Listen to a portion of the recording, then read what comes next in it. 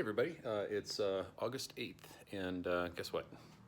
Well, the kit's here, and about a month ago, well, we received it about a month ago.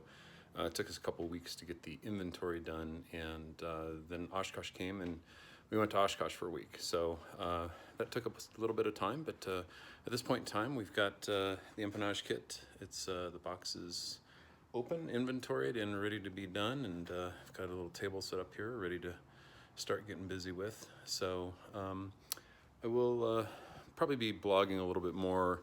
I do have a time-lapse camera that's set up in the garage here, so I'm going to kind of be following a little along on Billfly Go's methods, because I think that works a lot better.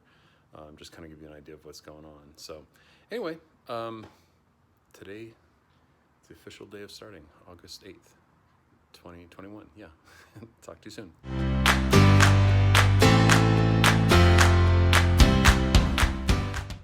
Hey everybody, this is going to be my first attempt here at sort of doing a Billfly Go narration event over getting the sling in. We got delivery here of the whole kit back in July. I just gotten back from a walk when the delivery driver had shown up. Got it all loaded in the garage, and the next day we started doing inventory. There's quite a bit to do actually.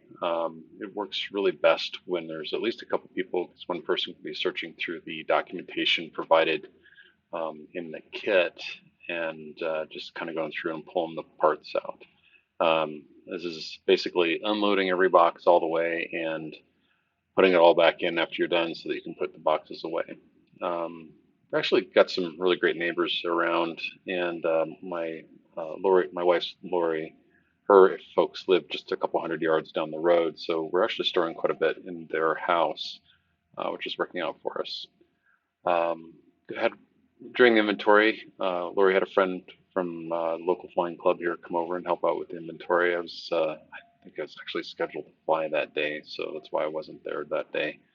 But as you can imagine, there's quite a few people interested in helping out with this project. And apologize for the speed. When I sat down and initially started editing this video, there was over an hour's worth of video that I'd recorded. The camera that you're looking at here is basically a 2x time-lapse camera that records everything going on, and then I sped it up as well just to try to edit this down enough so that you kind of see what's going on, at least initially.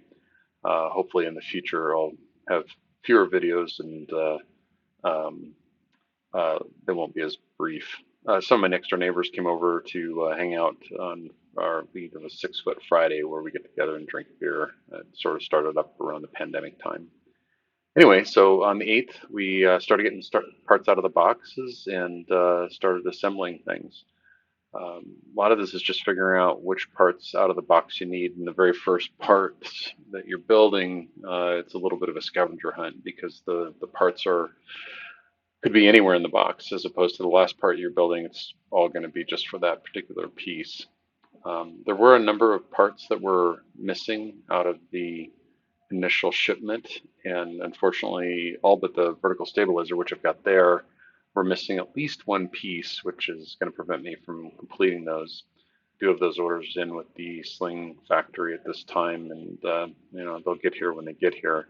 I'm just going to work around it for now. I'm not putting any rivets in until I've got all the parts available, but I'm going to have most of the parts all put together and held together with Clecos. I've got to order some more Clecos to keep moving forward with the project. In the meantime, I will do that. And this is basically the camera ran out of memory, and so I didn't get a lot of the build, but this is where I'm stripping down all the parts and then cleaning them. And cleaning off taking off the plastic coating was quite a task for each of those bigger pieces. It's actually really transparent and sometimes difficult to even tell if it's actually on the part. So you have to be a little bit careful to make sure you really test it out to make sure that you're not just cleaning the plastic instead of the aluminum. So so we're just kind of working through here, getting putting together the rudder here, and then back to taking the plastic off the skin on the rudder itself so that I can get it wiped down, or It uses that aircraft simple green, and then use the red Scotch-Brite pad to kind of rub it down real well. One thing that I found out that was really, really great is not a lot of these parts have a lot of burrs on them. I've had to do very little work around the deburring of the parts themselves. There's a few, but they're so far and few between that when you do find a burr that needs to be removed, it's pretty obvious. Most of the parts out of the box, you could almost just run your finger over the edge, and there's no any sort of burr along the edge of it. So that's definitely saved some time. Um, I'm not going to be doing any corrosion or some self-etching primer or anything like that. I'm going to use the Corrosion X after the build. I spoke with those guys at Oshkosh and had a really good experience. Just have a conversation around them. Um, what we got going on here is just working on the looks like the elevator part here, and I was working on the little winglets. A couple buddies of mine were coming over, Don from work, show up here in a second, and met him, well, obviously from work, and he's working on his private pilot's license right now, and he went out to Oshkosh with Aaron Stampa, which some of you may know from another Sling build. Aaron moved to town here, I don't know, about a year and a half ago, and of course, since he's building a Sling TSI, I reached out to him, and he's been very gracious with his time. And I went out and helped him get the wings on the plane, and basically held tools for him while he was trying to get things into the airplane. But yeah, so yep, just more skin removal here. Get that all cleaned off so that I want to basically have everything prepped for when the last parts come in. That it's just a matter of putting those last parts on and then starting to pull rivets. So this is actually the day that Don and Aaron came over, so we'll see them show up here in a few minutes. We've got all the parts out of the elevator or the empennage box. You can see it standing up there just kind of in the corner, and my wife Lori out in the garage helping. She's been very, very supportive of this project, and in fact, when I initially discussed this with her, her first response was, "When do we start?" So she's definitely fully invested in the project and is eager to start actually pulling rivets even on her own. So Piper is our dog on the floor there. Just kind of, she wants to play pretty much all the time, but she knows this is going to be sort of our life.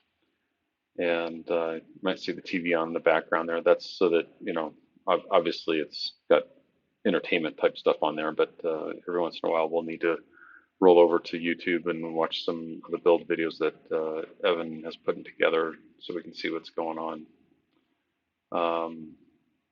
Yeah. And then we got Don just showed up here. He brought some beer and just chat with him a little bit. And then Evan shows up just a moment later. We were all kind of scheduled to get together. There's Evan and his son. Needed some input from from Aaron, to make sure that I was on the right track. And he needed a part and wanted to see if I had it or not. I didn't have that part because I could have easily just let him have that in the meantime. He's building his with a parachute and I'm not, and that was the piece that he needed. So anyway, this is just us heading up to dinner. So watch for the next video.